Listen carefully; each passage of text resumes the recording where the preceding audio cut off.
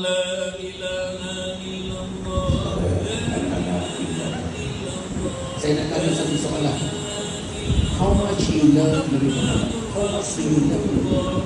You really love Nabi Muhammad? Have you ever read a book 327 surat nama Istilah Nabi Muhammad? Suami kita ada beli buku itu, buat kita ada beli buku itu, keluarga kita baca buku itu, malam-malam kita telah buku itu. Pasal kita nak kenal siapa dia? Nabi Muhammad SAW. Macam mana Nabi Muhammad tak bersemayam dalam hati? Macam mana Nabi Muhammad tak ada dalam hati?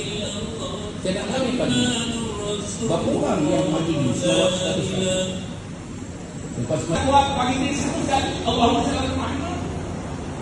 Siapa yang mampu buat selawat 10 kali, 100 kali dan gandakan 100 kali menjadi 1000 kali, mereka akan masuk surga bertemu bahu dengan Nabi Muhammad SAW.